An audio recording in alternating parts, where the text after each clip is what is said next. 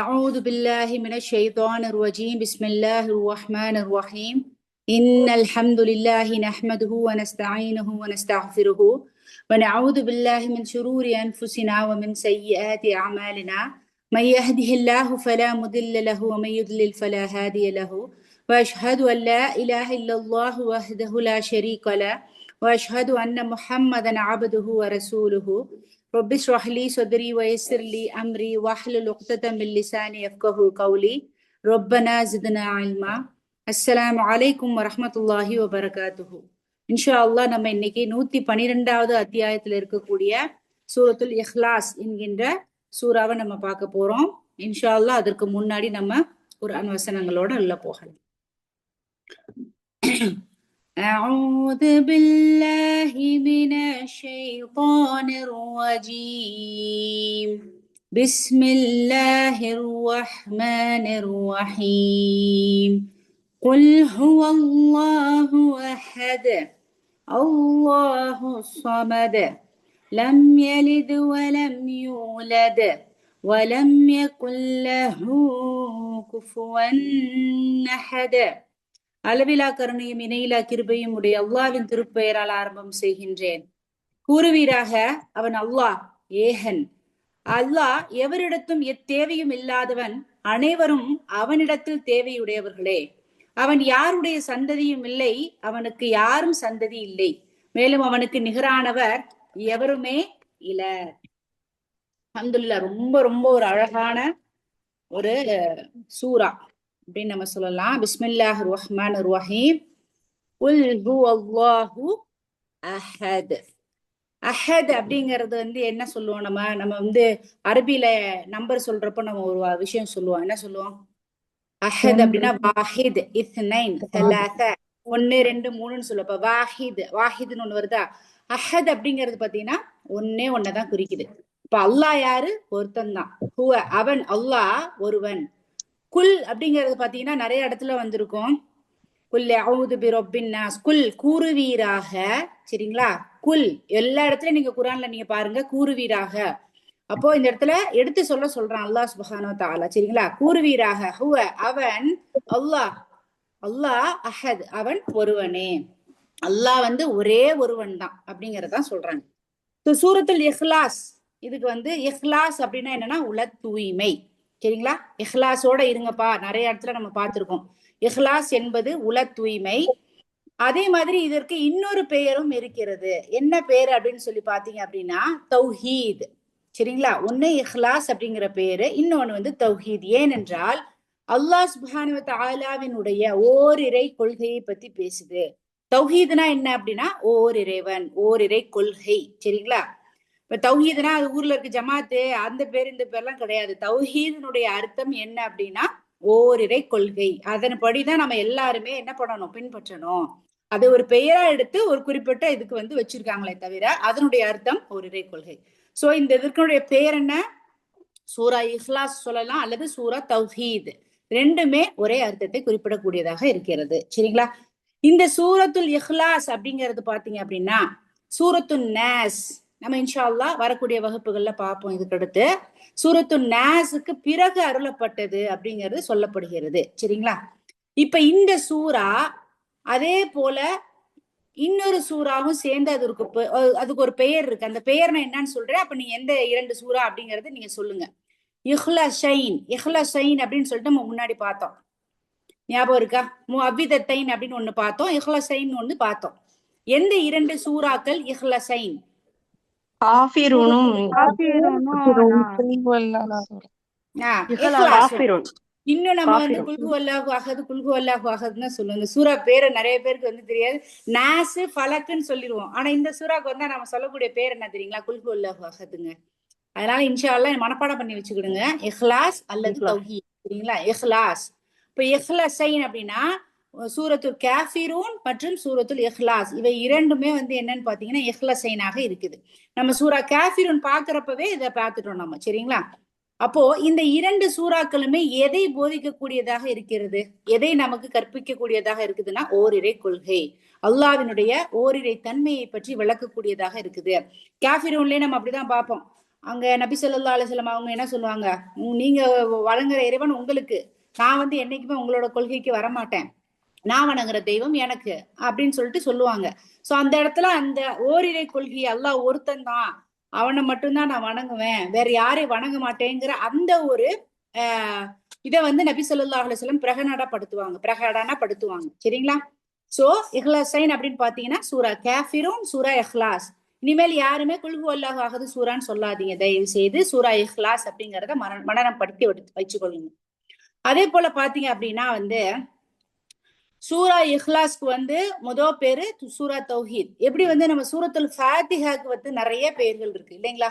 தெரியுமா அது எல்லாருக்கும்? சூரத்துல் ஃபாத்திஹாக்கு நிறைய பேர் இருக்கு. அதுல வந்து ஏதாவது ஒரு பேர் யாராவது தெரிஞ்சவங்க சொல்லுங்க பார்க்கலாம்.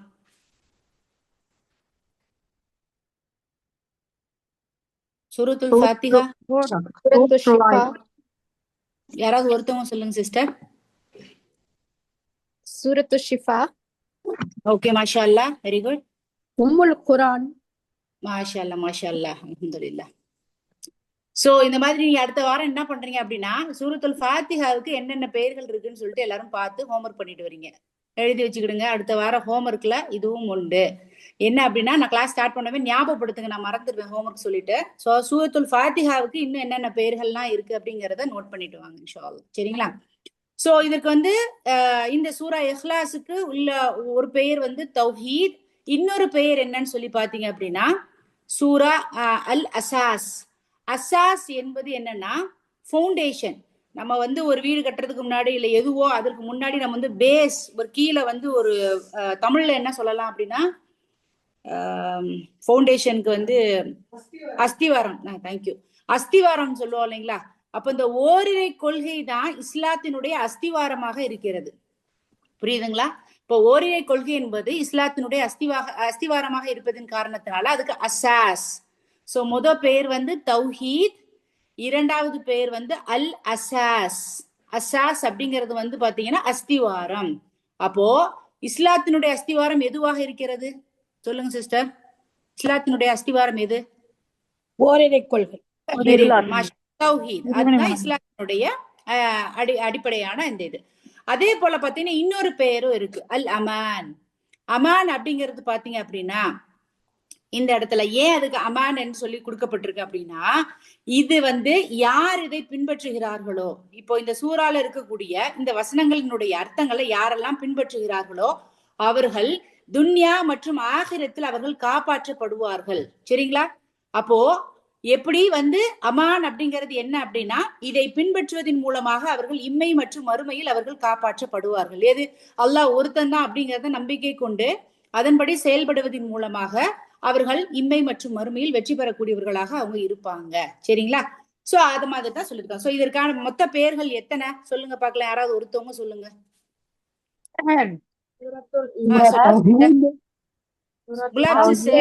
ஸ்டார்ட் பண்ணாங்க, அவங்க சொல்லட்டும் இன்ஷா அல்லாஹ்.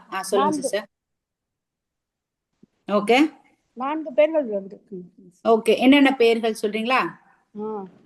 சூரத்துல் இஹ்லாஸ், ஓகே, சூரத்துல் அசாஸ், ஓகே, சூரத்துல் அமான். Very good. அப்புறம் மூன்று தான். இன்னொன்னு தௌஹீத். தௌஹீத் 2. மாஷாஅல்லாஹ். சோ இந்த 4 பெயர்கள் வந்து இந்த சூறாவுக்கு இருக்குது. இது எல்லாமே வந்து இந்த விஷயங்கள் எல்லாம் குறிப்பிடக்கூடிய காரணத்தினால இதற்கு இவ்வாறு சொல்லப்படுகிறது. இப்ப இந்த சூறாவுக்கு போறதுக்கு முன்னாடி இந்த சூறாவை இந்த சஹாபாக்கள் எவ்வளவு நேசிக்கக்கூடியவர்களாக இருந்தாங்க. இப்ப நம்மளுமே குரான்ல உங்களுக்கு ரொம்ப பிடிச்ச சூறான்னு சொல்லி இவ்வளவு நாள் கேட்டோம்னா நிறைய பேருக்கு தெரியவே தெரியாது. குரான் பிடிக்கும், ஏன்னா நமக்கு சூறால இருக்கக்கூடிய அர்த்தம் தெரியாது. அப்படியே அர்த்தத்தை படிச்சாலும் கொஞ்ச நாள்ல நம்ம மறந்துடுவோம். ஆனா இந்த சஹாபாக்கள் எல்லாம் வந்து எப்படி இதை விரும்பினாங்க, ஏன் என்ன காரணத்துக்காக விரும்பினாங்கிற ஒரு சம்பவம் வந்து ஒன்று இருக்கு. உபை இப்னு கஅப் ரலியல்லாஹு அன்ஹு அவங்க வந்து என்ன பண்ணாங்கன்னா அவங்க சொல்றாங்க, முஷ்ரிக்கின் மக்கத்து முஷ்ரிக்கின்கள் வந்து என்ன பண்ணாங்கன்னா நபி ஸல்லல்லாஹு அலைஹி வஸல்லம் அவங்க கிட்ட வந்து ஒரு கேள்வி ஃபர்ஸ்ட் கேக்குறாங்க. ஃபர்ஸ்ட் சஹாபாக்கள் விரும்பின விதத்திற்கு போறதுக்கு முன்னாடி இந்த சூரா அருளப்பட்டதற்கான காரணம் என்னன்னா மக்கத்து முஷ்ரிக்குகள் என்ன பண்ணாங்கன்னா நபி ஸல்லல்லாஹு அலைஹி வஸல்லம் அவங்ககிட்ட போய் கேக்குறாங்க, உங்க இறைவனோட பரம்பரை என்ன, உங்க இறைவனோட என்ன வம்சம் என்ன அப்படிங்கறத கேக்குறாங்க. ஏன் அப்படின்னா இத வந்து அவங்க வைத்திருக்கக்கூடிய சிலைகள் எல்லாத்துக்குமே வந்து ஒரு வரலாறு இருக்கு, ஒரு வம்சம் இருக்கு, ஒரு பரம்பரை இருக்கு. நீங்க நூஹ் அலைஹிஸ்ஸலாம் அவங்களுடைய அந்த வரலாறு படித்திருந்தீர்கள் என்றால் உங்களுக்கு எல்லாருக்குமே தெரியும் இந்த சிலைகள் எப்படி வந்தது அப்படின்னு பாத்தீங்கன்னா, அந்த நல்லவர்கள் இறந்த பிறகு குர்ஆன்ல அவர்களுடைய பெயர்கள் குறிப்பிடப்பட்டிருக்கும். அந்த நல்லவர்கள் இறந்த பிறகு ஷைத்தான் வந்து இந்த மனுஷங்களோட காதுல எப்படி ஓதும் அப்படின்னா, உங்களுக்கு இவ்வளவு நல்லது செஞ்சவங்க இறந்து போயிட்டாங்களே, நீங்க போய் அவங்கள இப்படி மறந்துடலாமா? சோ அவங்கள நீங்க வந்து என்ன பண்ணுங்க, சித்திரமாக வரைந்து வைத்துக் கொள்ளுங்கள் ஞாபகப்படுத்துவதற்கு அவர்கள் செய்த நல்ல செயல்களை அப்படிம்பாங்க. அப்புறம் ஐயோ இது ரொம்ப நாள் கழிச்சா வந்து இது அழிந்து போய்விடுமே, படம் தானே, நீங்க வந்து ஏன் வந்து ஒரு சிலையாக செய்து வைக்க கூடாது அப்படின்னு சொல்லிட்டு சில, அதுக்கப்புறம் நீங்க வந்து ஏன் இந்த சிலையை வணங்க கூடாது, அவ்வளவு எவ்வளவு நல்லது செஞ்சிருக்காங்க, அப்ப நீங்க அவங்கள மறக்காம இருப்பீங்களே, இப்படிதான் சிலை வழிபாடுகள் அப்படிங்கிறது ஸ்டார்ட் ஆச்சு. அப்போ அந்த சிலைகள்லாம் யாரை பற்றினது, யாரோடதுன்னு பாத்தீங்கன்னா அவர்களுடைய முன்னோர்கள், ஏதோ ஒரு பரம்பரையில ஒரு வம்சத்துல வந்திருக்கக்கூடிய ஒரு முன்னோர்கள் நல்லோர்கள், அவர்களுடைய சிலைகளை இவர்கள் என்ன பண்ணாங்க அப்படின்னா ஞாபகப்படுத்துவதற்காக செதுக்கி வைத்துக் கொண்டு அதவே பிற்காலத்தில் அவர்கள் வணங்குவதற்கு முற்பட்டாங்க. இன்னைக்கு நம்மளுக்கும் வந்து ஒரு கட்டளை இடப்பட்டிருக்கு, என்ன அப்படின்னா படங்களை வீட்டுல மாத்தாதீங்க, இந்த மாதிரி உருவங்களை நீங்க வந்து வரையாதீங்க, உருவங்களை வைக்க, ஏன் அப்படின்னா அதற்கு ஒரு பின்புலம் இருக்குது. அப்படிதான் நூஹ் அலைஹிஸ்ஸலாம் அவர்களுடைய காலத்துல என்ன பண்ணாங்கன்னா ஆரம்பிச்சாங்க. ஆனா பிற்போக்கு காலத்துல அது ஒரு சிலை வழிபாடாக, ஒரு மனிதனை வணங்கக்கூடிய ஒரு நிலையாக மாறியது. அந்த காரணத்தினாலதான் நமக்கும் அந்த மாதிரி சொல்லப்படுது, நம்ம ஞாபகத்துக்காக மெமரிஸ்க்காகன்னு சொல்லிட்டு வச்சுக்கிட்டு இருக்கோம். ஆனா அது பிற்காலத்தில் நம்முடைய ஓரிரை கொள்கையின் மீது தாக்கத்தை ஏற்படுத்தி விடும் என்ற காரணத்தினால்தான் இவ்வாறு சொல்லப்பட்டிருக்கு. ஒரு விஷயம் அல்லாஹ்வும் ரசூலும் நமக்கு ஸல்லல்லாஹு அலைஹி வஸல்லம் கத்து தராங்கன்னா அதுல பின்னாடி ஒரு ஞானம் இல்லாமல் இருக்காது. ஆனா நம்ம தான் என்ன பண்றோம், இத வச்சா என்ன, அதனால என்ன அப்படிங்கிற ஒரு நிலைக்கு வர்றோம். அப்போ இந்த முஷ்ரிக்கீன்கள் கேட்கிறப்போ அவர்களுடைய சிலைக்கு ஒரு வரலாறு இருந்தது, அவர்களுடைய சிலைகள் முன்னாடி யாரோ அவங்களுடைய முன்னோர்கள், அவங்களுக்குன்னு ஒரு பரம்பரை அவங்க இருந்தது. அந்த இத வந்து மனசுல வச்சுக்கிட்டு இவங்க என்ன பண்றாங்கன்னா நபி ஸல்லல்லாஹு அலைஹி வஸல்லம் அவங்ககிட்ட வந்து கேக்குறாங்க. அப்போ நபி ஸல்லல்லாஹு அலைஹி வஸல்லம் என்ன சொல்றாங்கன்னு பாத்தீங்கன்னா, அல்லாஹ் ஒருவனே, குல் ஹு அல்லாஹு அஹத், அவன் ஒருவனே, அவன் தான் நித்திய அடைக்கலம் கொடுக்கக்கூடியவனாக இருக்கிறான். அவன் யாரையும் பிறக்கவில்லை, அதாவது பிறப்பிக்கவில்லை, யாராலும் பெறப்படவில்லை, அவனுக்கு குழந்தைகளும் கிடையாது, தாய் தகப்பனும் கிடையாது. சரிங்களா? அவனுக்கு இணையாக யாருமே கிடையாது. இன்னைக்கு நம்ம வந்து பாத்தீங்கன்னா உங்களை மாதிரியே தான் நானும் வந்து எழுதுவேன், உங்களை மாதிரியே தான் நானும் பேசுவேன், கம்பேர் பண்ணுவோம். ஆனா இறைவனுக்கு கம்பேர் பண்றதுக்கு இணையானவர்கள் என்பது எந்த விதத்திலும் பண்புகளாலும் சரி எதுலையுமே கிடையவே கிடையாது. அப்போ முஷ்ரிக்கீன்கள் கேட்ட இந்த கேள்விக்கு அல்லாஹ் சுப்ஹானஹு வ தஆலா என்ன பண்றாங்க அப்படின்னா இந்த சூராவின் மூலமாக பதில் தர்றான், அல்லாஹ்வாகி அவன் யாரு அப்படின்னு. சோ நவுது பில்லாஹி மினஹா, அவனுக்கு எந்த ஒரு பரம்பரையும் வம்சமும் கிடையாது, அவன் தனித்தவன், அவனுக்கு இணை என்பது யாரும் கிடையாது, புகழுக்குரியவன், நித்திய ஜீவன், அந்தஸ்தில் அர்ஷ் என்ற அந்தஸ்தில் உயர்ந்து நிற்கக்கூடியவன். அவனை வந்து எப்படி நம்மளுடைய ஞானத்தையோ அவனுடைய உருவத்தையோ எந்த இதையுமே நம்ம கற்பனை கூட செய்து பார்க்க முடியாத அளவிற்கான வல்லமை மிக்கவன். அவன் தான் அல்லாஹ். சுப்ஹானல்லாஹ். இந்த சூரா வந்து கேக்குறப்ப எப்படி இருக்கு, நம்ம அல்லாஹ்னா யாரு அப்படின்னா, அவன் அல்லாஹ்னா யாருங்கிறதுக்கு அல்லாவே பதில் கொடுத்திருக்கான், அவன் எப்படிப்பட்டவங்கிறது. அதை படிக்கிறப்பவே நம்ம உடம்புக்குள்ள அப்படியே ஒரு ஒரு பெரிய ஒரு தாக்கத்தை வந்து இது ஏற்படுத்தக்கூடியதாக இருக்குது. சரிங்களா? அவனுக்கு பெற்றோர்கள் கிடையாது, அப்படி இருந்தாங்கன்னா அவன் வந்து மனுஷங்களுக்கும் இறைவனாகி அல்லாவுக்கும் எந்த ஒரு வேறுபாடும் இல்லாம போயிரும்ல. எந்த ஒரு வேறுபாடுமே இல்லாமல் இருப்பதுதான் வந்து அவன் தனித்தவன் அப்படிங்கிறதுதான் இறைவனுக்குரிய அந்தஸ்தாக இருக்கிறது. அவனை பார்க்கணும் அப்படிங்கிறதுக்காகவே இந்த உலகத்தில் நம்ம இவ்வளவு கஷ்டங்களையும் சோதனைகளையும் கடந்து வரக்கூடியவர்களாக இருக்கிறோம். சரிங்களா?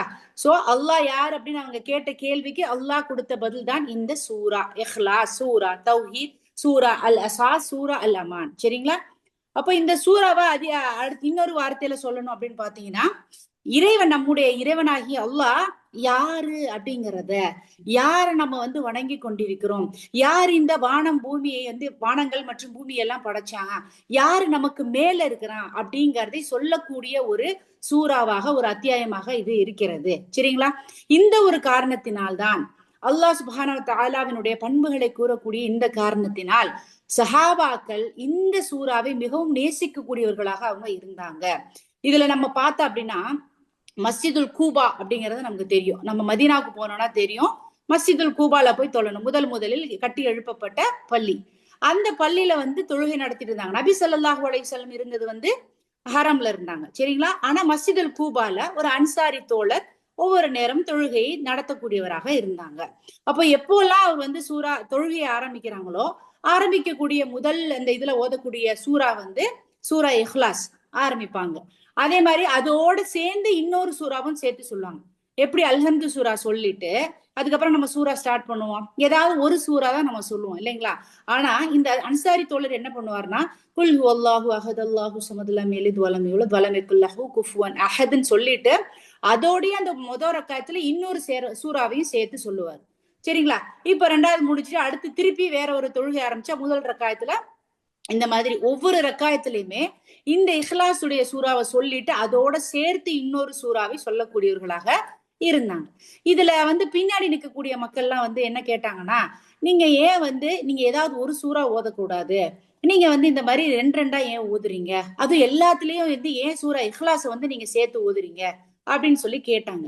அப்ப அவர் என்ன சொன்னார் அப்படின்னா, எனக்கு வந்து அது பிடிச்சிருக்குன்னு கூட சொல்லல. அவர் வந்து என்ன பண்ணாருன்னா, இல்ல நான் இப்படிதான் ஓதுவேன், உங்களுக்கு விருப்பம் இருந்தா என் பின்னாடி நீங்க தொழுங்க, இல்லைன்னா நீங்க வேற யாராவது முன்னாடி நிக்க வச்சு நீங்க தொழுங்க, நான் உங்களுக்கு இப்ப தொழுகை நடத்த மாட்டேன்னு மக்கள் எல்லாம் அமைதியாயிட்டாங்க. ஏன்னா அவர் ரொம்ப அழகான முறையில தொலை வைக்கக்கூடியவராக இருந்தார் இந்த அன்சாரி தோழர். அதனால நம்ம வந்து விட்டுட்டு போயிட்டோம் அப்படின்னா இவர் தொலை வைக்க மாட்டேன்னு சொல்லிடுவாரு அப்படின்னு பயந்துகிட்டு அவங்க என்ன பண்ணாங்க, இல்ல பரவாயில்ல, நீங்க எந்த சூறாவை நீங்க ஓதுறீங்களோ அதுவே ஓதுங்க, எங்களுக்கு ஒன்றும் பிரச்சனை இல்லை, நாங்க உங்க பின்னாடியே நின்று தொழறோம் அப்படின்னு சொல்லி சொன்னாங்க. அப்போ இப்படியே போயிட்டு இருக்கு. ஒரு நாள் நபி ஸல்லல்லாஹு அலைஹி வஸல்லம் அவர்கள் வந்து அங்க வர்றாங்க, மஸ்ஜிதுல் குபாக்கு வர்றாங்க. அப்போ மக்கள் எல்லாம் என்ன பண்றாங்க அப்படின்னு சொல்லி பாத்தீங்கன்னா, வேகமா நபி ஸல்லல்லாஹு அலைஹி வஸல்லம் கிட்ட போய் இந்த விஷயத்த சொல்றாங்க.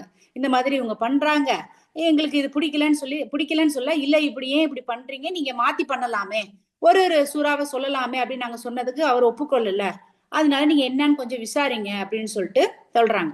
அப்போ அவரை கூப்பிட்டுட்டு அந்த அன்சாரி தோழரை கூப்பிட்டு நபி ஸல்லல்லாஹு அலைஹி வஸல்லம் அவங்க வந்து கேக்குறாங்க, என்ன காரணத்திற்காக நீங்க இப்படி பண்றீங்கிறப்போ, இல்ல இது இந்த சூரா அல்லாஹ் யார் என்பதை பற்றி குறிப்பிடுகிறது, இந்த சூறாவின் படிச்சதன் மூலமா அல்லாவின் மேல எனக்கு ரொம்ப வந்து ஒரு பிரியம் அன்பு ஏற்பட்டு விட்டது, இதை படிக்கிறப்பவே நமக்கு ரொம்ப பிடிச்ச ஒருத்தவங்களுக்கு வந்து பிடிச்ச விஷயத்த நம்ம பண்றப்பவே அது நமக்கு ரொம்ப ஒரு இன்பத்தை தரும், அப்படிதானே?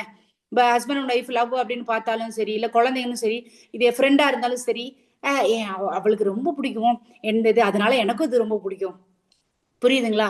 அப்போ நமக்கு பிடிச்ச ஒருத்தவங்களுக்கு ஏதாவது ஒரு விஷயம் பிடிக்குதுங்கிறப்ப அது நமக்கு பிடிக்கலன்னா கூட நம்ம என்ன பண்ணுவோம்னா ரொம்ப விரும்பி செய்யக்கூடியவர்களாக இருப்போம். ஆனா நம்மை அனைத்தையும் படைத்து அனைவரையும் படைத்து பரிபக்குவப்படுத்தி இந்த உலகத்தை நிர்ணயித்து அர்ஷின் மீது அமர்ந்து ஒவ்வொரு உள்ளங்கள் ரகசியமாக மறைத்து வைத்திருக்கக்கூடிய விஷயத்தை கூட அறிந்தவனாக இருக்கக்கூடிய வல்லமை மிக்கவன் அவன் எப்படிப்பட்டவன் அப்படிங்கிற ஒரு விஷயத்த சொல்றப்ப நம்மளுடைய இறைவன் அவனிடம் நாம் மீளவர்களாக இருக்கிறோம் அப்படிங்கிற அந்த விஷயத்த தெரிகிறப்போ அதை நினைத்து அந்த சஹாபி என்ன பண்ணா, நான் ரொம்ப விரும்புறேன், இதுல அல்லாஹ் எப்படிப்பட்டவன் சொல்றப்போ அது எனக்கு ரொம்ப ஒரு அன்பை ஒரு காதலை ஏற்படுத்துகிறது அப்படிங்கிறத சொல்றாங்க. அப்ப இதை கேட்ட நபி ஸல்லல்லாஹு அலைஹி வஸல்லம் அவர்கள் சொல்றாங்க, இவ்வாறு நீங்கள் அல்லாஹ்வை நேசித்த காரணத்தினால் உங்களை இந்த காரணத்தினாலே நீங்கள் சொர்க்கத்திற்கு நுழையக்கூடியவர்களாக இருக்கிறீங்க அப்படிங்கிற ஒரு விஷயத்த நபி ஸல்லல்லாஹு அலைஹி வஸல்லம் அவர்கள் அறிவித்து விட்டு என்ன சொல்றாங்க, பரவாயில்ல, நீங்க எல்லா ரக்காயத்திலயும் நீங்க எப்படி ஓதுறீங்களோ அதேபடி ஓதுங்க, இதுல எந்த ஒரு தவறும் கிடையாது. சோ இது எதுக்காகனா அல்லாவின் மீது இருக்கக்கூடிய பிரியத்தின் காரணத்தினால, அல்லாஹ் யாருன்னு சொல்ற காரணத்தினால இது எனக்கு ரொம்ப பிடிச்சிருக்கு. சுப்ஹானல்லாஹ், நினைச்சு பாருங்க, சஹாபாக்கள் என்ன மாதிரியான ஒரு வாழ்க்கையை வாழ்ந்திருக்காங்க, தான் வாழ்வதற்கான காரணத்தை தெரிந்தவர்களாக நோக்கத்தை புரிந்தவர்களாக வாழ்ந்திருக்காங்க. இன்னைக்கு நம்மள்ட்ட எல்லார்கிட்டையும் கேட்டா நம்ம திரும்ப திரும்ப சொல்ற ஒரு விஷயம், எதுக்குப்பா படைச்சிருக்கான், அல்லாஹ்வை வணங்குறதுக்கு, வேற அஹ்சன் அமல் செய்வதற்கு, செய்யறோமா அப்படின்னு கேட்டா அது கேள்விக்குறி. ஆனா அந்த ஒரு விஷயத்த மாத்திரம் தெரிந்து மாத்தாம அதை அப்படி கிளிப்பிள்ளைன்னு சொல்லுவோம்ல, பழகி வச்சுட்டு அதே வார்த்தையை சொல்லிட்டே இருக்கிற மாதிரி, நான் வந்து வணங்குறதுக்காக படிச்சிருக்கேன், நான் வந்து அல்லாஹ் வந்து அஹ்சன் அமல் செய்வது, இததான் சொல்லிட்டே வர்றோமே தவிர அதற்கான முன்னேற்பாடுகள் எவ்வளவு செய்யறோங்கிறது தெரியாது. ஆனா அவங்க நபி எல்லாரும் அவங்க முன்னாடி இருந்த நபியை நேசிக்கணும், ஆனா நபிக்கு மேல் அல்லாஹ்வை எந்த அளவுக்கு அவர்கள் உயரத்தில் வைத்து அதை நேசித்து அதை அனுபவித்து அவர்கள் தன்னுடைய வாழ்க்கையை நடைமுறைப்படுத்தியிருக்காங்க. நினைச்சு பாருங்க. இன்னைக்கு நபி ஸல்லல்லாஹு அலைஹி வஸல்லம் அவர்களை நாம் நேசிக்க வேண்டும் என்கின்ற காரணத்தினால இல்லாத பிதுஅத்துகளை செஞ்சு, இல்லாத ஃபாத்தியால ஓதி, இல்லாத நிறைய பண்ணி ஒரு பாவத்தை தான் சம்பாதிக்கிறோமே தவிர, ஆனா நபி ஸல்லல்லாஹு அலைஹி வஸல்லம் அவர்களை விடவும் உயர்வாக அல்லாஹ்வை என்ன பண்ணாங்க, கருதுனாங்க. ஆனா இன்னைக்கு அல்லாஹ்வுக்கு மேல என்ன நபி ஸல்லல்லாஹு அலைஹி வஸல்லம் வைக்கிறாங்க. சோ இதெல்லாம் புரிஞ்சுக்கிடணும். நபி ஸல்லல்லாஹு அலைஹி வஸல்லம் இறந்தப்போ ஒரு சம்பவம் ஒண்ணு நடந்தது. உமர் ரலியல்லாஹு வந்து சொல்றாங்க, யாராவது நபி ஸல்லல்லாஹு அலைஹி வஸல்லம் இறந்துட்டேன்னு சொன்னாங்கன்னா அவங்க அவ்வளவுதான் அப்படின்னு சொல்லி அவங்களால தாங்கிக்கிட முடியல. தான் விரும்பிய ஒரு மனிதர், ஒரு நபி ஸல்லல்லாஹு அலைஹி வஸல்லம், உலக மக்களுக்கே எடுத்துக்காட்டாக இருந்திருக்கக்கூடிய அவங்க இறந்து போனோம்னா அதை அவங்களால ஏற்றுக்கொள்ள முடியவில்லை. ஆனால் அபூபக்கர் சித்திக் ரலியல்லாஹு அன்ஹு அவங்க வந்து அந்த இடத்துல வந்து சொன்ன ஒரே வார்த்தை, அழுது புலம்பிட்டு இருந்த உமர் ரலியல்லாஹு பார்த்து சொல்றாங்க, யாரெல்லாம் முஹம்மதை ஸல்லல்லாஹு அலைஹி வஸல்லம் அவர்களை இறைவனாக ஏற்றுக்கொண்டீர்களோ அவருக்கு அழிவு உண்டு, இதோ அவர் இறந்து விட்டார். யாரெல்லாம் நித்திய ஜீவனாகி அல்லாஹ் ஒருவனே அவனை இறைவனாக ஏற்றுக்கொண்டாலும் தெரிந்து கொள்ளுங்கள், அவனுக்கு அழிவே கிடையாது அப்படின்னு சொன்னாங்க. சுப்ஹானல்லாஹ், எவ்வளவு பெரிய ஒரு இறை நம்பிக்கை, எவ்வளவு பெரிய அந்த ஓரிரை கொள்கை தன்மை மனசுல இருந்துச்சு. நம்ம இன்னைக்கு எதை எங்க எப்படி வச்சு பார்க்கணுங்கிற வித்தியாசம் தெரியாம இருக்கோங்க. அல்லாஹ் முதலையா, நபிய முதலையா, எதுவாக இருந்தாலும் நம்மை படைத்த ரப்புவாகி அவன் தான் முதல்ல.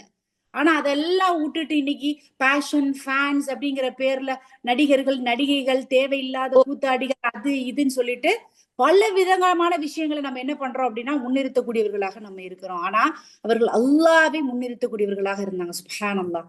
இதை போன்ற ஈமான் நமக்கு இருக்கணும். இதை போன்ற என்ன படைச்ச ரப்பு சுப்ஹானல்லாஹ், அவனை திக்ரு பண்றப்போ நிறைய பேர் இன்னைக்கு பாத்தீங்கன்னா சுப்ஹானல்லாஹ் சுப்ஹானல்லாஹ் சுப்ஹானல்லாஹ் சுப்ஹானல்லாஹ் அஸ்தக்ஃபிருல்லாஹ் அஸ்தக்ஃபிருல்லாஹ், நீங்க ஒவ்வொன்னையும் உணர்ந்தவர்களாக படுகிறப்ப சுப்ஹானல்லாஹ், அவன் எப்படி உயர்ந்திருக்கான், எப்படி அங்க இருந்துட்டு உலகத்தில் இருக்கக்கூடிய குட்டி குட்டியா எறும்பு மாதிரி இருக்கக்கூடிய இந்த உலகத்தில் பிரபஞ்சத்தில் இருக்கக்கூடிய எல்லாத்தையும் கட்டுப்படுத்துறான். எப்படி சூரியன் சுத்துது, எப்படி சந்திரன் சுத்துது, அது நிர்மாணிக்கப்பட்ட தீர்மானிக்கப்பட்ட கோட்டில் எந்த ஒரு கோளாறுகளும் இல்லாம பண்ணிட்டு இருக்கு.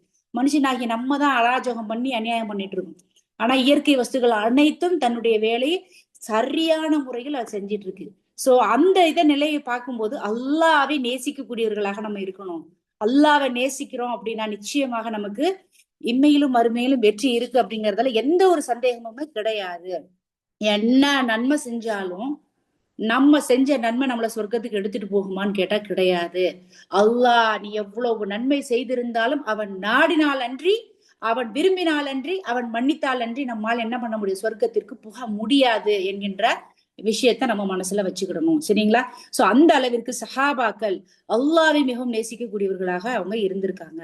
இவ்வளவு நாள் நம்ம பாக்குறப்ப என்ன பண்ணோம், நபி ஸல்லல்லாஹு அலைஹி வஸல்லம் நம்மை விடவும், நம் உயிரை விடவும், நம் கணவன் மனைவி குழந்தைகள் தாய் தகப்பனை விடவும், அனைவரை விடவும் முதன்மையாக நேசிக்கணும். அவங்களுக்கு விட முதன்மையாக யாரை நேசிக்க வேண்டும், அல்லாஹ்வை நேசிக்க வேண்டும். அவன் தான் ஃபர்ஸ்ட், அவன் தான் இறைவன். அதற்கு பிறகு நபி ஸல்லல்லாஹு அலைஹி வஸல்லம், அதற்கு பிறகுதான் மத்ததெல்லாம். புரியுதுங்களா? சோ அந்த ஆர்டர் நமக்கு வந்து ப்ரையாரிட்டி, அந்த முக்கியத்துவம் எதற்கு நாம் முதலில் கொடுக்க வேண்டும் என்பதை நம்ம என்ன பண்ணணும் அப்படின்னா தெரிந்து கொள்ள வேண்டும். சரிங்களா? குல் ஹுவல்லாஹு அஹத், நபியே நீர் கூறுவீராக, அல்லாஹ் அவன் ஒருவனே. இந்த முஷ்ரிக்கீன்கள், மக்கத்து முஷ்ரிக்கீன்கள் கேட்ட கேள்வி என்ன, உங்களுடைய இறைவனுக்கு எந்த வம்சம், எந்த லினியேஜ்ல அவர் வந்தாரு அப்படின்னு சொல்லி கேக்குறாங்க. அப்ப அல்லாஹ் சுப்ஹானஹு வ தஆலா இந்த சூராவை இறக்கி என்ன சொல்றான், நபியே குல் கூறுவீராக, அல்லாஹ் அவன் ஒருவனே, அஹத் என்பது அவன் ஒருவனே. அப்போ அல்லாஹ் சுப்ஹானஹு வ தஆலா நபி ஸல்லல்லாஹு அலைஹி வஸல்லம் அவர்களை பார்த்து என்ன சொல்றாங்க அப்படின்னா, நீங்க போய் மக்கள்கிட்ட சொல்லுங்க, இது என்ன பண்ணுங்க, மக்கள் கிட்ட தெரியப்படுத்துங்க, மக்கள் கிட்ட இன்ஃபார்ம் பண்ணுங்க. யாரெல்லாம் உங்ககிட்ட கேள்வி கேட்டாங்களோ இல்ல கேள்வி கேட்காதவங்களும் இருப்பாங்களோ அவங்ககிட்டயும் போய் நீங்க என்ன பண்ணுங்க, தெரியப்படுத்துங்க யார் அல்லாஹ் என்பதை. அவன் யாரெல்லாம் அல்லாஹ்ங்கறத தெரிந்தவங்க இருக்காங்களோ அவங்கள்ட்டையும் போய் சொல்லுங்க, அல்லாஹ்னா யாருன்னே தெரியாம இருக்காங்களோ அவங்கள்ட்டையும் போய் சொல்லுங்க. சோ அனைவரிடம் போய் என்ன பண்ணுங்க, இதை பிரகடனப்படுத்துங்கள். என்னது, குல் ஹுவல்லாஹு அஹத், ஹுவல்லாஹு அஹத் அவன் ஒருவனே, அவன்தான் அல்லாஹ், அவன் தனித்தவன், அவனை போன்று யாருமே கிடையாது, அவன்கிட்ட எந்த ஒரு விஷயத்தை யாருமே பங்கிட்டு கொள்ள முடியாது, அவனுடைய தகுதிக்கு இணையானவர்கள் யாரும் கிடையாது, அவனுடைய பண்புகளுக்கு இணையானவர்கள் யாரும் கிடையாது, அவனுடைய தன்மைகளுக்கு இணையானவர்கள் யாரும் கிடையாது, அவனை போன்ற செயல்களை செய்யக்கூடியவர்கள் யாரும் கிடையாது. உயர் பண்புகளை உடையவனாக அவன் இருக்கிறான், அவன் ஒருவன், அவன்தான் அல்லாஹ். குர்ஆனோட மெசேஜ் என்னங்க, குர்ஆன் நமக்கு கொடுக்கக்கூடிய செய்தி, முக்கியமான செய்தி என்ன அப்படின்னு பாத்தீங்கன்னா, அல்லாஹ் ஒருத்தன் ஃபர்ஸ்ட். அதுலதான் நம்ம ஷஹாதத், அல்லாஹ் ஒருத்தன் தான் அப்படிங்கறதுல நம்பிக்கை கொள்வதுதான் குர்ஆன் 3 ஒரு பகுதியாக இந்த சூரா கருதப்படுகிறது. சரிங்களா? ஏன்னா நமக்கு அதுக்கப்புறம் சட்டங்கள் எப்படி நடக்கணும், எப்படி வாழணும் அப்படிங்கிற எல்லா விஷயங்களும் சொல்லி தரப்பட்டிருக்கானா, அதற்கு முன்னாடி ஈமான் கொள்வது என்பது முக்கியம். நம்ம பார்த்திருக்கோம், 4 விஷயங்கள் பார்த்திருக்கோம். என்ன அப்படின்னா, ஃபர்ஸ்ட் ஈமான் கொள்ளணும். ஈமான் கொண்டதற்கு பிறகுதான் நம்ம எந்த அமல்கள் செய்தாலும் அது ஏற்றுக்கொள்ளப்படுமே தவிர, ஈமானே கொள்ளாம நீ எல்லாம் நல்லவனா, எவ்வளவு நல்லவனா வல்லவனா இருந்தாலும் அந்த எந்த ஒரு நன்மைகளும் அங்கீகரிக்கப்படாது அல்லாஹ்வின் முன்னிலையில். சரிங்களா? அப்போ நம்ம என்ன பண்ணணும் அப்படின்னா, ஃபர்ஸ்ட் ஈமான் கொள்ளணும். அந்த ஈமான் கொள்வது என்னது? குர்ஆனினுடைய முதன்மையான நோக்கம், செய்தி என்பது தௌஹீத். அந்த ஓரிரை கொள்கையை ஏற்றுக்கொள்வதுதான் நம்மளுடைய பிரதான முக்கியமான ஒரு விஷயமாக இங்கு சொல்லப்படுகிறது. இந்த காரணத்திற்காக தான் நபி ஸல்லல்லாஹு அலைஹி வஸல்லம் அவர்கள் அனுப்பப்பட்டாங்க. எதற்கு? லா இலாஹ இல்லல்லாஹ், அல்லாஹ் வணக்கத்திற்குரியவன் அல்லாஹ்வை தவிர யாரும் கிடையாது. அப்போ ஹுவல்லாஹு அஹத், அவன் ஒருவனே, அவன் தனித்தவன், அவனுக்கு இணைங்கிறது எதுவுமே கிடையாதுங்கிறத மனதார நாம் ஏற்றுக்கொள்ள வேண்டும். சூரா இப்ராஹிம்ல 52வது வசனத்துல அல்லாஹ் சுப்ஹானஹு வ தஆலா சொல்றான், இந்த குர்ஆன் என்பது ஒட்டுமொத்த மக்களுக்கான அறிவிப்பு. இதன் மூலம் அவன் என்ன எச்சரிக்கை செய்யறான் அப்படின்னு சொல்லி பாத்தீங்கன்னா, அதாவது அவன்தான் இறைவன் அல்லாஹ், அவன் ஒருவன் அப்படிங்கிறதுதான் இந்த குர்ஆனில் இருக்கக்கூடிய செய்தியாக இருக்கிறது என்று சூரா இப்ராஹிம்ல 52வது வசனத்துல சொல்லப்பட்டிருக்கு. அதே போல சஹீஹுல் புகாரில பதிவு செய்யப்பட்ட ஹதீத் என்ன அப்படின்னா, இந்த இந்த சூரா அப்படிங்கிறது குர்ஆனில் 3ல் ஒரு பகுதியாக கருதப்படுகிறது. நான் ஏற்கனவே சொன்ன மாதிரி அது என்ன கொள்கையை, ஓரிரை கொள்கையை அது முன்னிறுத்தக்கூடிய காரணத்தினால முக்கியமான ஒரு செய்தியாக குர்ஆன்ல இருப்பது என்னன்னா, அல்லாஹ் ஒருத்தன் தான் அப்படிங்கிறத இந்த சூரா தெளிவான முறையில் சொல்வதின் காரணத்தினால் இது 3ல் ஒரு பகுதியாக இருக்கிறது அப்படின்னு சொல்றாங்க. சரிங்களா? சோ இந்த சூரா நமக்கு கொடுக்கக்கூடிய மொத்த கருத்து என்ன அப்படின்னு சொல்லி பாத்தீங்கன்னா, அல்லாஹ் ஒருத்தன் தான் அப்படிங்கிற அந்த கருத்தை நமக்கு முன்வைக்கக்கூடியதாக இருக்குது. சரிங்களா? 2வது வசனம் அல்லாஹு சமத். அல்லாஹு சமத் இவ்வளவு நாள் நம்ம பார்த்தோம். குல் கூறுவீராக, ஹுவ அவன், அல்லாஹ் அல்லாஹ், அஹத் ஒருவன், தனித்தவன். அப்போ குல் ஹு அல்லாஹு அஹத், அல்லாஹ் என்பவன் ஒருவனே. சரிங்களா? வேற யாருமே கிடையாது. 2வது அல்லாஹு சமத், அல்லாஹ் யாரு? சொமத், சொமதாக இருக்கிறான். அவன் சொமத் அப்படின்னா என்னன்னு சொல்லி பாத்தீங்க அப்படின்னா, ஃபர்ஸ்ட் அல்லாஹ் கிட்டதான் நம்ம நித்தியமாக நிரந்தரமான அடைக்கலம் பெறக்கூடியவர்களாக நம்ம இருக்கோம். இப்ப உலகத்துல நம்ம யார்கிட்ட அடைக்கலம் புகுந்திருக்கோம்? என் கணவர்கிட்ட, எங்க அத்தா அம்மா கிட்ட கிடையாது. அல்லாஹ் கிட்டதான் இருக்கும். அவனுடைய கட்டுப்பாட்டின் கீழே, அவனுடைய பார்வையின் கீழே, அவனுடைய எல்லாத்தின் கீழே தான் நம்ம இருக்கோம் இல்லைங்களா? அப்போ சமத் அப்படின்னா என்ன அர்த்தம் அப்படின்னு பாத்தீங்கன்னா, சமத் அப்படிங்கிறதுக்கு என்ன அர்த்தம்னா, சமத அப்படின்னா உறுதியான, நிலையான, ஃபேம் அப்படின்னு சொல்லுவோம்ல, ஒரு நிலையான முடிவெடுக்கணும், ஒரு உறுதியா இருக்கணும்னு சொல்லு பாத்தீங்களா? அப்போ உறுதியா இருக்கு, ஒரு விஷயம் நிலையா இருக்கு அப்படின்னா அதுல ஏதாவது ஒரு மாற்றம் ஏற்படுமா அப்படின்னா மாற்றம் ஏற்படாது இல்லைங்களா? நிலையான ஒரு விஷயத்தில், ஃபார் எக்ஸாம்பிள் சூரியன், சந்திரன், இது எல்லாத்தையும் அல்லாஹ் படைச்சிருக்கான். அது நிலையாக அது இயங்க கொண்டிருக்கக்கூடியதாக ஒண்ணு இருக்கு. கடல்கள் ஒண்ணு இருக்கு. அந்த கடல் எப்பவும் போல அல்லாஹ் எப்படி கட்டளையிட்டானா அதன் போல அது இயங்கி கொண்டிருக்கக்கூடியதாக இருக்கிறது. அதே போல மனுஷன் பிறக்கிறான், வளர்றான், அதுக்கப்புறம் சாவுறான், மண்ணுக்குள்ள போறான். அதே மாதிரி செடி கொடி, இப்ப இந்த படம் போட்டிருக்கு பாருங்க, இது எல்லாத்தையும் பாத்தீங்கன்னா, இது எல்லாத்தையும் படைத்த பரிபக்குவப்படுத்தக்கூடிய அல்லாஹ் எப்படிப்பட்டவனாக இருக்கிறான்? சமத் அப்படின்னா நிலையானவனாக இருக்கிறான். இதுல ஏதாவது ஒரு மாற்றம் ஏற்பட்டிருக்கா? இப்ப ஏதாவது ஒரு விஷயத்துல ஒரு மாற்றம் ஏற்பட்டது அப்படின்னா அது ஃபர்ஸ்ட் ஆஃப் ஆல் சமதா இருக்குமான்னு கேட்டா கிடையாது. அப்போ இதுல எல்லாத்துலயுமே மாற்றம் இருக்கு. ஃபார் எக்ஸாம்பிள் இப்ப நீங்க பாருங்க, சூரியன் சந்திரன்ல மாற்றம் இருக்கு. சூரியன் முதல்ல வெளிச்சத்தை கொடுக்கும், அப்படியே அது மாறி போய் அப்படியே இருட்டு கொடுக்கும். அதே போல தண்ணி ஒரு நேரம் அலை மேல வரும், சில நேரம் வராது. அதே போல செடி சின்னதா இருக்கும், அதுக்கப்புறம் அதுல இருந்து மாற்றம் ஏற்படுதா? ஆமா, சின்னதா வருது, அதுக்கப்புறம் மரமா வருது. அதே போல மனுஷன் பிறக்கிறான், குழந்தையா இருக்கான், அப்புறம் திருப்பி வளர்றான், அப்புறம் திருப்பி வயசாகிறான், இறந்து போயிடுறான். சோ இதுல யார்கிட்டயாவது ஏதாவது நிலையான ஒரு நிலைப்பாடு இருக்குதான்னு கேட்டா இல்ல. ஒரு மாற்றம், ஒரு சேஞ்சஸ், ஒரு நிகழ்வு என்ன பண்ணிட்டு இருக்கு? மாறிட்டே இருக்கு. Undergo any change. அப்போ சமத் அப்படிங்கிறது என்னன்னா, எந்த ஒரு மாற்றமும் இல்லாமல் நிலையாக, உறுதியாக, உயர்ந்தவனாக இருக்கக்கூடியதான் சொல்றது. சரிங்களா? இது எல்லாமே அல்லாஹ் படைத்தது. அந்த அல்லாஹ் படைத்த படைப்பில் ஏதேனும் மாற்றம் இருக்கிறதா அப்படின்னு கேட்டா எந்த ஒரு அவர் படைத்த இறைவன் கிட்ட மாற்றம் இல்லை. ஆனா படைத்த படைப்புகளிடம் என்ன பண்ணுது? மாற்றம் இருக்கிறது. புரியுதுங்களா? அப்போ அவன் என்ன பண்றான்? எந்த ஒரு மாற்றம் இல்லாம நிலையாக, சமத் அப்படின்னா என்னது? நிலையான, மறந்துடாதீங்க. சரிங்களா? நீங்க எப்பெல்லாம் இந்த சூரா சொல்ல அல்லாஹு சமத், அப்ப எந்த ஒரு மாற்றமும் இல்லாம நிலையாக அர்ஷின் மீது உயர்ந்திருக்கக்கூடிய அந்த அல்லாஹ், அவன் தான் நித்திய ஜீவன். அவன்கிட்ட தான் நம்ம கடைசி வரைக்கும் நம்ம என்ன பண்ணுவோம், போவோம். அவன் தான் நிரந்தரமானவன் அப்படின்னு சொல்லி சொல்றாங்க. சோ முஸ்தகில் அப்படின்னு சொல்லுவாங்க. என்னன்னா எந்த ஒரு மாற்றத்திற்கும் உள்ளாக்கப்படாதவனாக யார் இருக்கா, அல்லாஹ் இருக்கிறான். மனுஷங்க பூமியில இருக்கக்கூடிய வானத்தை எதுவா இருந்தாலும் எடுத்துக்கிடுங்க, நீ போடுற ட்ரெஸ்ல இருந்து உன்னுடைய எண்ணங்கள் நினைச்சு பாருங்க, சிந்தனைகள் ஒரு நேரம் இருக்கிற மாதிரி எல்லா நேரத்துல நிலையா இருக்கா? திடீர்னு கோவப்படுவோம், திடீர்னு சந்தோஷமா இருப்போம், திடீர்னு அழுவோம். மனிதனாகப்பட்டன்ல உடம்பா இருக்கட்டும், உலகத்துல இருக்க எந்த ஒரு பொருளாக இருக்கட்டும், எந்த ஒரு விஷயமாக இருக்கட்டும், எதிலுமே நிலைப்பாடு கிடையாது. ஏனென்றால் நாம் எல்லாம் மாற்றத்திற்கு உள்ளானவர்களாக இருக்கிறோம். படைத்த படைப்புகள் அனைத்தும், அதை படைத்த ரப்புவாகனவன் நிலையானவனாக நித்திய ஜீவனாக இருக்கிறான், திடமா இருக்கான், எந்த ஒரு மாற்றம் இல்ல. அப்ப எப்படி படைச்சான முதல் நாள்ல இப்ப வரைக்கும் அவன் அப்படியேதான் உயர்ந்தவனாகவே தான் இருக்கான். அதனாலதான் அவன் இறைவனாக அல்லாவாக இருக்கிறான். இதுல சொல்லுவாங்க, சில பேர் ரொம்ப பிரம்மாண்டமா சில பேரை வர்ணிப்பாங்க, இவர் அப்படி இப்படின்னு. ஆனா வெளியில பாத்தீங்கன்னா பாக்குறதுதான் அப்படி இருப்பாரு, உள்ள ஒண்ணுமே இருக்காது. சோ இதுக்கு இன்னொரு அர்த்தம், சமத் அப்படிங்கிறதுக்கு இன்னொரு அர்த்தம் என்னன்னா, அவங்க அல்லாஹ் எப்படின்னு சொல்லி அவங்க நம்ம வர்ணிக்கிறோமோ அதே போலதான் அவன் உள்ளேயும் சரி வெளியிலையும் சரி. அதாவது அவன் எப்படிப்பட்டவனாக இருக்கிறானோ, இப்ப எந்த ஒரு குறைபாடுகளும் இல்லாம ஒரு விஷயத்த பத்தி சொல்றாங்கன்னா, உள்ள எப்படி இருக்கோ வெளியிலேயே அதே மாதிரிதான் இருக்கு. நமக்கு வெளியில நல்லா பாக்குறதுக்கு பாடி ஸ்ட்ராங் பேஸ்மெண்ட் வீக்குன்னு சொல்லுவோம்ல, புரிஞ்சுக்கிறதுக்காக சொல்றோம். இந்த மாதிரி டைலாக்ஸ் எல்லாம் சொன்னாதான் நமக்கு புரியும். வெளியில பார்த்தா நல்லா பாடி ஸ்ட்ராங்கா இருக்கு, உள்ள பார்த்தா அவ்வளவு இருக்கும், பயந்து போய் இல்ல ஏதாவது ஒரு முடியாம இருப்போம் இல்லைங்களா? அப்போ அது தப்பு, அது பொய், அது நிலை கிடையாது இல்லைங்களா? நீ சொல்லக்கூடியதற்கு தகுதியாக, வர்ணிக்கக்கூடியதற்கு தகுதியானவனாக அவன் இருக்கிறதுனாலதான் எந்த ஒரு பொய்யான ஒரு பிம்பமும் கிடையாது. நான் இப்ப இறைவன் சமது அப்படின்னா அவன் எப்படிப்பட்டவன் சொல்றானோ அது அப்படிப்பட்டவனாகவே இருக்கிறான். அவன் எந்த ஒரு குறைகளுமே கிடையவே கிடையாது.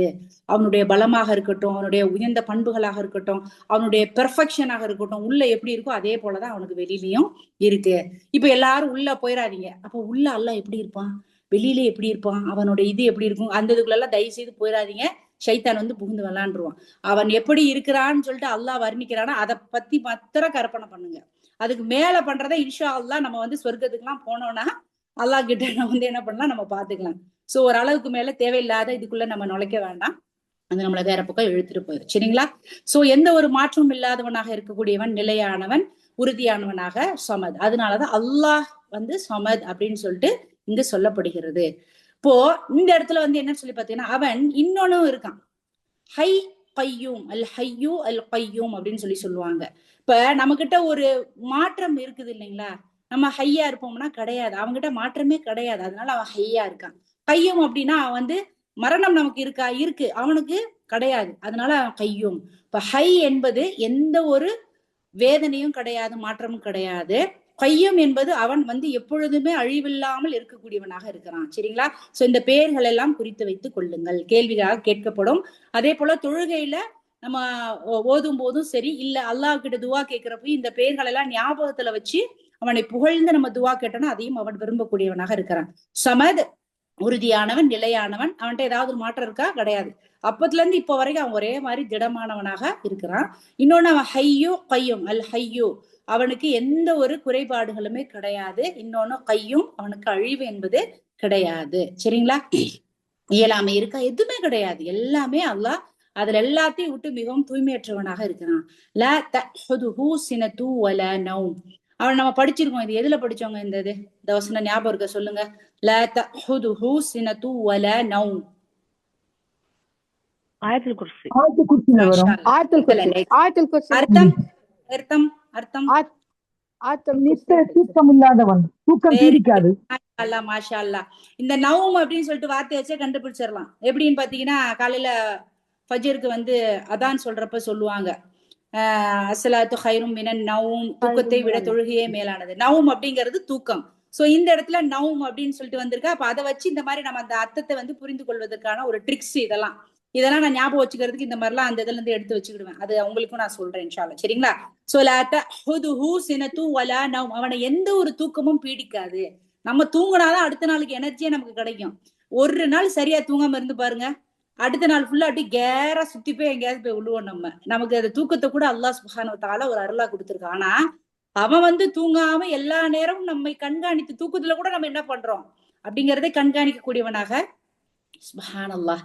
அவனுடைய அந்த பண்புகளை சொல்றப்ப எப்படி நம்மளுடைய மூளைக்கு கூட அது எட்டிப்படக்கூடியதாக இல்ல. அவன் எப்படி நம்மளால யோசிக்க முடியுமா? ஏன்னா நம்மளுடைய சிந்தனைக்கு அப்பாற்பட்டவனாக இருக்கிறான். அதுதான் இறைவன். இன்னைக்கு மத்தவங்க எல்லாம் சிலைகளாக வெடிச்சு இப்படித்தான் இருக்கும், இந்த ஸ்ட்ரக்சர்ல இப்படி சேலை கட்டி இப்படி பொட்டு வச்சு இப்படி வந்து சந்தனம் போட்டு இந்த மாதிரி நகை போட்டு நம்ம எப்படி அலங்கரிக்கிறோமோ அதை மாதிரி அலங்கரிப்பது என்பது நமக்கும் அதுக்கு ஏதாவது வித்தியாசம் இருக்கா? இல்ல. அப்ப ஒரே மாதிரி இருந்தா அது இறைவன். அதுக்கும் நமக்கு என்ன சம்பந்தம்? என்ன வித்தியாசம்? வித்தியாசமே இல்லை அப்படின்னா அது எப்படிங்க அது கடவுளாகும்? அல்லாஹ் சொல்லக்கூடிய ஒரு விஷயமே இதுதான். யாருக்கும் எதுக்கும் கம்பேர் பண்ணவே முடியாது. அதுதான் ஒரு இடத்துல இன்னைக்கு போய் நம்ம இடத்துல கேட்கிறோம்னா அவங்க பெரிய ஆள் அப்படின்னு தெரியணும் அப்படின்னா ஒரு ஹையர் ஸ்டேட்டஸ் இருக்கணும். அது எல்லாமே அந்த பெர்ஃபெக்டா அல்லாஹ் சுப்ஹானஹு வ தஆலா அதற்கு தகுதியானவனாக இருக்கிறான். சரிங்களா? சோ அல்லாஹ் சுப்ஹானஹு வ தஆலா ஸமதாக இருக்கிறான், ஹய்யுவாக இருக்கிறான், கய்யூமாக இருக்கிறான். அதே போல பாத்தீங்கன்னா வந்து மக்சூத்தாக இருக்கிறான், மஸ்மூத்தாக இருக்கிறான். அதாவது எப்படின்னா நம்ம ஒரு விஷயத்த மனசுல நடப்போம் இல்லைங்களா, அந்த நினைக்கிறதையே உருவாக்கக்கூடியவனாக வந்து இருக்கிறான் அப்படிங்கறது எல்லாத்தையும் சொல்றான். சோ அவன் வந்து ராசிக். நம்ம இன்ஷா அல்லாஹ் நம்ம வந்து சூரா முல்க் நம்ம பாக்குறப்ப பாத்தீங்கன்னா அதுல நிறைய விஷயங்கள் நம்ம படிப்போம். அதுல அல்லாஹ் சுப்ஹானஹு வ தஆலாவினுடைய அந்த பண்புகள், அந்த அருட்கொடைகள் எல்லாம் பேசுறப்ப அப்பா பிரமிப்பா இருக்கும். ஒவ்வொன்னையும் நம்ம எல்லாம் அதை நோட் பண்ணி கூட பார்த்திருக்க மாட்டோம். ஓ இதெல்லாம் இருக்கா, இத கூட அல்லாஹ் வந்து சொல்லியிருக்கானா அப்படிங்கிற அளவுக்கு வந்து இருக்கும். சரிங்களா? சோ ஃபர்ஸ்ட் வந்து இந்த சமத் அப்படிங்கிறதுக்கு வந்து 2 அர்த்தங்கள் சொல்லப்படுகிறது. முதல்ல வந்து என்னன்னா பூரணமானவன், அவனுடைய பண்புகளில். இப்ப அல்லாஹ்வுக்கு அஸ்மாவுல் ஹுஸ்னா அப்படின்னு சொல்லக்கூடிய பண்புகளை வச்சுதான் அந்த பெயர்கள் இருக்கும். அர் ரஹ்மான், அர் ரஹீம், அதுக்கப்புறம் அந்த அல் மலிக், அல் குத்தூஸ், அஸ்ஸலாம் அப்படின்னு அவனுடைய அந்த பண்புகளை வைத்து அவனுக்கு பெயர் இருக்கும். சோ ஃபர்ஸ்ட் அவன் பண்புகளில் பூரணமானவனாக இருக்கிறான். அவனுக்கு எந்த ஒரு இழப்பும் கிடையாது. சரிங்களா? எல்லா படைப்புகளுமே அவனை சார்ந்ததாகத்தான் இருக்குது. ஒட்டுமொத்த படைப்புமே ஏதாவது ஒரு சின்ன ஒரு கொசுவா இருந்தா கூட அது அவனுடைய அந்த விஷயத்த நாடியதாக தான் இருக்கு. நம்ம அவனை சார்ந்தவர்களாக தான் நம்ம இருக்கோம் அப்படிங்கிற ஒரு விஷயத்த இங்க நமக்கு சொல்லி காட்டப்படுகிறது. சரிங்களா? சோ அவனை பத்தி சொல்லணும்னா இறையாண்மையில் சிறந்தவன், அவன் உயர் பண்புகளில் சிறந்தவன், அவன் அற்புதமானவன், அவனுடைய சகிப்புத்தன்மை மிக்கவன்.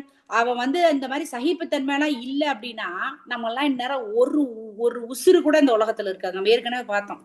அவன்லாம் நம்ம பண்ற பாவம், ஒவ்வொரு மனுஷனை அழிச்சுக்கிட்டு இருக்குது, நடக்கக்கூடிய அநியாயங்கள், அசிங்கங்கள் எல்லாம் பார்த்தோம். அல்லாஹ் நம்மளெல்லாம் அழிக்கணும்னு நினைச்சான்னு வச்சுக்கோங்களேன், ஒண்ணுமே இருக்க மாட்டான். சர்வ நாசமாக இந்த பூமி அழிக்கப்படும். ஆனால் அவை எல்லாம் சகித்து கொண்டிருக்கக்கூடிய காரணத்தினாலதான் நம்ம இன்னைக்கு இந்த ஆட்டம் போட்டுட்டு இருக்கோம் இல்லைங்களா? சோ அல்லாஹ்விற்கு என்றும் புகழ் அனைத்தும் அவனுக்கே. சோ இன்ஷா அல்லாஹ் முடிந்தவரை அவனுக்கு நன்றி செலுத்தக்கூடிய நல்ல அடியார்களாக எல்லாம் வல்ல அல்லாஹ் சுப்ஹானஹு வ தஆலா அனைவரும் ஆக்கியர்.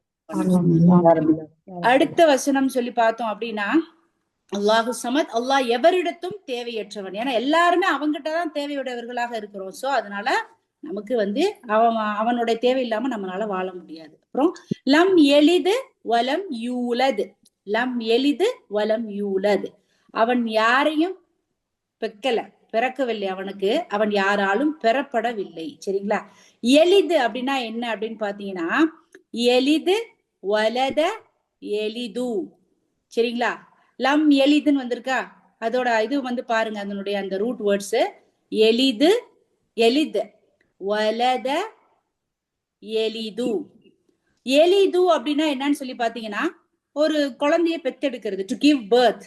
ஒரு குழந்தைய நம்ம வந்து பெத்தெடுக்கிறோம் இல்லைங்களா, அதுதான் வந்து எலிது அப்படின்னு சொல்றோம். எலிது அப்படின்னா குழந்தைய பெத்தெடுக்கிறது. அப்போ ஒரு குழந்தை நமக்கு வேணும் அப்படிங்கிறதுக்காக நம்ம என்ன பண்றோம், குழந்தைய பெத்தெடுக்கிறோம். First thing. அப்போ யாருக்கு குழந்தை தேவை ஃபர்ஸ்ட் ஆஃப் ஆல் அப்படின்னு பாத்தீங்கன்னா யார் பலவீனமாக இருக்கிறார்களோ அவர்களுக்கு தான் குழந்தை வேணும் அப்படின்னு.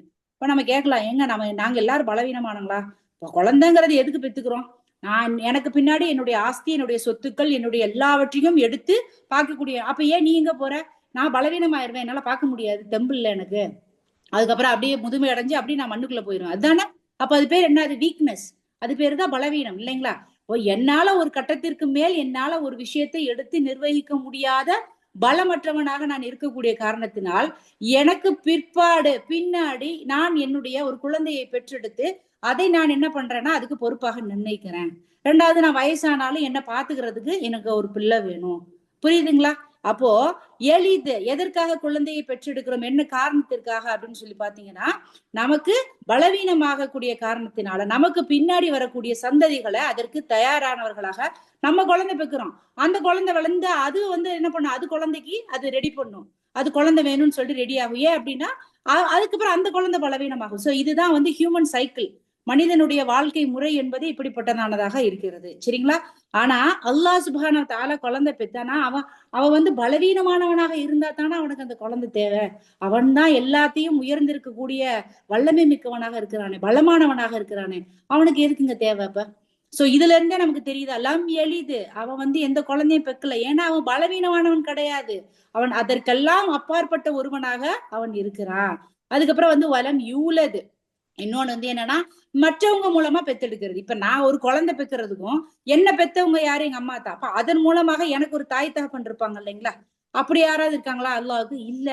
ஏன்னா இந்த உலகம் முதலில் இந்த வானங்கள் பூமிகள் எல்லாம் படைக்கப்பட்ட நாளில இருந்து அவன் ஒருத்தன் தான் இருக்கான். அப்ப ஏதாவது சொன்னாங்களா அவங்களுக்கு அத்தாமா இருக்கு, இல்ல அவங்களுக்கு பிள்ளை இருக்குன்னு ஏதாவது வந்துச்சா? இந்த கிறிஸ்தவர்கள் தான் இடையில என்ன பண்ணாங்க, இந்த ஈசாவினுடைய தந்தை அல்லாஹ், அது பேர் அல்லான்னு சொல்லாம என்ன பண்ணுவாங்கன்னா அவர் ஒரு ஒளியாக இருக்கிறார் அப்படின்னு சொல்லி புதுசு புதுசா கட்டுக்கதை கட்டினாங்க இல்லைங்களா?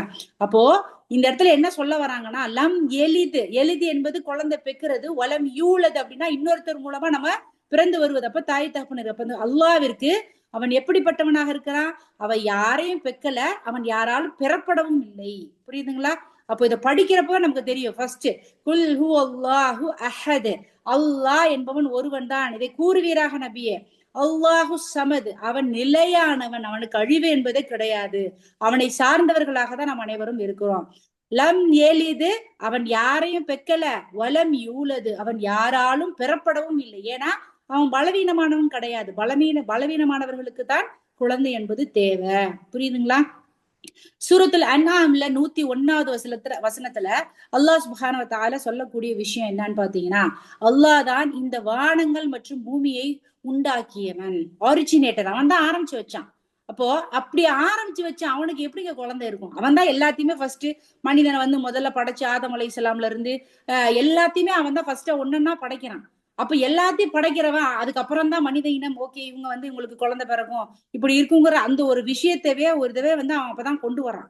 அவன் தான் எல்லா மலக்குகளையும் படைச்சான், அவன் தான் எல்லா ஜின்னுங்களையும் படைச்சான், எல்லாத்தையும் அவன் தான் படைத்து இப்படிங்கிற அந்த சைக்கிள் கொண்டு வரப்ப எப்படி அவனுக்கு குழந்தை இருக்கும், இல்ல எப்படி அவனுக்கு ஒரு பெற்றோர்கள் இருக்கும்? அவன் தான் ஆரிஜினேட்டர், அவன் தான் ஆரம்பமானவனாக இருக்கிறான், அவன் தான் முடிவானவனாக இருக்கிறான் நமக்கு. சரிங்களா? முடிவுனா அவன் முடிவானவன் கிடையாது, இறுதி வரைக்கும் நம்ம தான் அவனுக்கு அப்படிங்கறதான் அந்த அர்த்தத்துல சொல்லுவாரு. சரிங்களா? சோ யார் பலவீனமாக இருக்கிறார்களோ அவர்களுக்கு தான் அந்த பரம்பரையை தான் அந்த பொறுப்பை ஒப்படைக்க வேண்டும் என்கின்ற காரணத்தினால நம்ம குழந்தையை பெற்றுக்கிறோம். பட் ஆனா அல்லாஹ் பலவீனத்திற்கு எல்லாம் அப்பாற்பட்டவனாக இருக்கக்கூடிய காரணத்தினால் அவனுக்கு எந்த ஒரு குழந்தையோ தாய் தகப்பனோ துணையோ எதுவுமே தேவை கிடையாது. சூரா மரியம்ல 92, 93வது வசனங்களில் அல்லாஹ் குறிப்பிட்டு காட்டுறான். அதாவது அல்லாஹ் என்னன்னு சொல்லிப்ப அவனுக்கு குழந்தை இருக்கிறது என்று சொல்லக்கூடிய ஒரு விஷயம் அவனுக்கு ஒரு அப்ராப்ரியேட்டா, அதாவது தகுதியான ஒரு விஷயமாக இருக்குது அப்படின்னு சொல்ல முடியாது. இப்ப ஈசா அலைஹிஸ்ஸலாம் என்ன சொல்லுவாங்க, மரியம் அலைஹிஸ்ஸலாம் அவர்களுக்கு அல்லாஹ் ஜிப்ரீல் அலைஹிஸ்ஸலாம் மூலமாக ஒரு இதை கொடுத்து அருளை கொடுத்து அவங்களுக்கு குழந்தை உண்டாகிறதுக்கு ஒரு அருளை கொடுத்தான். அப்ப அவங்க தந்தை இல்லாமல் பிறந்த காரணத்தினால் ஈசா அலைஹிஸ்ஸலாம் அவர்களை மரியமின் மைந்தன் ஈசா அப்படின்னு தான் சொல்லுவாங்க. எல்லாருமே தந்தையின் பெயரால் அழைக்கப்படுவாங்க. ஆனா ஈசா அலைஹிஸ்ஸலாம் அவர்கள் மட்டும் தாயோட பெயர்ல அழைக்கப்படுவாங்க. ஏன்? அவங்க தந்தை இல்லாம அல்லாஹ்வினுடைய அற்புதத்தால் பிறந்தவர்கள். அல்லாஹ்வே அதுக்காக தந்தையாக முடியுமா? இந்த கிறிஸ்தவர்களுடைய வாதம் அப்படிதான் இருக்கு. இல்ல இறைவன் தான் மரியம் அலைஹிஸ்ஸலாம் அவங்க அவங்கள ஒரு கடவுள் ஆக்கிட்டாங்க. ட்ரினிட்டின்னா முக்கடவுள் கொள்கை. அல்லாஹ் ஒருத்தர், மரியம் அலைஹிஸ்ஸலாம் ஒருத்தவங்க, ஈசா அலைஹிஸ்ஸலாம் ஒருத்தவங்க. அல்லாஹ்வும் மரியம் அலைஹிஸ்ஸலாம நஅூது பில்லாஹி மினஹா, அவங்கதான் குழந்தை கொடுத்தாங்க, அவங்களோட புள்ளதான் ஈசா அலைஹிஸ்ஸலாம்ங்கிறது தான் இந்த கிறிஸ்தவர்களுடைய வாதமாக இருக்கிறது. நஅூது பில்லாஹி மினஹா. அல்லாஹ் இவை அனைத்து பலவீனத்திற்கும் அனைத்து விதமான இந்த மாதிரியான தேவையில்லாத வார்த்தைகளுக்கும் அப்பாற்பட்டவனாக அவன் இருக்கிறான். சோ அததான் சொல்றான் சூரா மரியம்ல அல்லாஹ். இந்த மாதிரி குழந்தை இருக்குன்னு சொல்றது அல்லாஹ்விற்கு தகுதியான வார்த்தையாக அது கிடையாது. அது ரொம்ப பெரிய ஒரு பாவமான ஒரு காரியமாக இருக்குது. ஏனென்றால் அல்லாஹ் சுப்ஹானஹு வ தஆலா இந்த வானங்கள் பூமி எல்லாருமே அவனுக்கு அடிமைகளாக தான் இருக்குமே தவிர அவனோட பிள்ளையாவோ இல்ல தாய் தகப்பனாவோ இருப்பதற்கு தகுதியானவர்கள் கிடையாது. அவன் தனித்தவன். அவனுக்கு யாருமே கிடையாது. அவன் எளிது, அவன் வந்து என்னது, யாரையும் பெக்கல, வலம் இவ்வளவு, அவன் யாராலும் பெறப்படவும் இல்லை. சரிங்களா? லைச கபுலஹ பிஷை, அவனுக்கு முன்னாடி எதுவுமே கிடையாது. லைச கபுலஹ மின் பிஷை, பிஷை, அவனுக்கு முன்னாடி there was nothing before him. இந்த உலகத்தை அவன் படைப்பதற்கு முன்னாடி ஏதாவது இருந்துச்சா? ஒண்ணுமே கிடையாது, ஒண்ணுமே கிடையாது. அவன் மட்டும்தான். சரிங்களா? அல்லாஹ் சுப்ஹானஹு வ தஆலா இதே போல உலகத்தெல்லாம் அழுத்து முடிச்சு கேள்வி கணக்கு எல்லாம் கேட்கப்பட்ட பிறகு இறுதியாக அந்த மேல என்ன பண்ணுவான், அவனுடைய இதுல அந்த மலக்குல் மௌத்து தன்னுடைய ரூஹை வந்து ஏன் எடுத்துக்கொள் அப்படின்னு சொல்லி சொல்றப்பதான் வந்து அது அவ்வளவு கத்திட்டு எடுக்கும். அப்ப எல்லாத்தையும் அழிச்சிருவான் அல்லாஹ். அப்ப எல்லாத்தையும் அல்லாஹ் வந்து அழிச்சிருவான், ஒண்ணுமே இருக்காது. மனிதர்கள் அந்த இடத்துல பாத்தீங்கன்னா மலக்குகள், ஜின்கள் ஒண்ணுமே இருக்காது. சகல வஸ்துகளை வச்சுட்டு அல்லாஹ் சுப்ஹானஹு வ தஆலா கேட்கிற ஒரே கேள்வி, இப்போ சொல்லுங்க யார் இந்த உலகத்தினுடைய அதிபதி, யார் அப்படின்னு சொல்லி கேட்பான். நினைச்சு பாருங்க அந்த ஒரு சம்பவத்தை. சுப்ஹானல்லாஹ், சுப்ஹானல்லாஹ். இந்த உலகத்தையே படைத்து பரிபக்குவப்படுத்தக்கூடிய நாயன் ஒரு உயிர் கூட இருக்காது அன்னைக்கு. ஒரு உயிர் கூட இல்லாம எல்லாத்தையும் மலக்குகள், ஜின்கள், உயிர்கள் எல்லாத்தையும் அல்லாஹ் அழிச்சிட்டு அவன் கேட்பான், இப்ப சொல்லு யார் இந்த பிரபஞ்சத்தின் இறைவன், எவ்வளவு மேன்மை மிக்கவன். நினைச்சு பாருங்க, நினைச்சு பாக்குறப்ப உடம்பெல்லாம் இதா இருக்கு. சோ அப்படிப்பட்ட இறைவன்ட்ட நம்ம எப்படி நடந்துட்டு இருக்கோம், அவனை நெருங்குவதற்கான விஷயங்களை நம்ம என்ன பண்ணிட்டு இருக்கோம். சுப்ஹானல்லாஹ். எல்லாரும் அல்லாவுக்கு நன்றி செலுத்துங்க. எத்தனையோ பேர்களை வந்து இந்த வகுப்புக்கு வாங்கன்னு கூப்பிட்டாலும் அல்லாஹ் அவர்களுக்கெல்லாம் நாடாத ஒரு நாட்டத்தை உங்களுக்கு வந்து என்ன பண்ணியிருக்கானா, உங்களுக்கும் எனக்கும் வந்து இந்த வாய்ப்பை கொடுத்து அவன் எப்படிப்பட்ட வல்லமை மிக்கவன் என்பதை தெரிந்து கொள்வதற்கான வாய்ப்பை நமக்கு என்ன பண்றான், இந்த வகுப்பின் மூலமாக என்னை ஒரு கருவியாக பயன்படுத்தி உங்களை எல்லாம் தெரிஞ்சுக்கிட வைக்கிறான். நீங்களும் அதை அடுத்து இன்னும் நீங்க எப்படி மாற்றத்தை கொண்டு வரணும் அப்படிங்கிற ஒரு முயற்சியும் என்ன இன்ஷா அல்லாஹ் அல்லாஹ் சுப்ஹானஹு வ தஆலா நம்ம எல்லாருக்கும் ஏற்படுத்தி தரட்டும். ஆமீன். சோ அவன் எவரையும் பெறவும் இல்லை, எவராலும் பெறப்படவும் இல்லை. லம் எலிது வலம் யூலது. சரிங்களா? இந்த வார்த்தை மறக்கவே கூடாது. லம் எலிது வலம் யூலது. அடுத்து 4வது வசனம் அப்படின்னு பாத்தீங்கன்னா, வலம் யகுல்லஹு குஃபுவன் அஹத். இப்போ அவனுக்கு இணையானவர்கள் யாராவது இருக்கிறாங்களா? யகுல்லஹு குஃபுவன் அஹத், அவனுக்கு இணையானவர்கள் யாருமே கிடையாது. குஃபுவன், குஃபுவன் அப்படின்னு சொல்லி, குஃபு அப்படிங்கிற வார்த்தை என்னன்னு சொல்லி பாத்தீங்கன்னா, மனைவிக்கு பயன்படுத்தக்கூடிய ஒரு துணைக்கு பயன்படுத்தக்கூடிய ஒரு வார்த்தை தான் குஃபு. சரிங்களா? இப்போ அவன் வந்து மனைவி இருக்கா? கிடையாது. அஹதாக அவன் இருக்கிறான், அவன் தனித்தவனாக இருக்கிறான். அப்போ குஃபு என்பது மனைவிக்கு இல்லைன்னா ஒரு துணைக்கு சொல்லப்படுகிறது. சரிங்களா?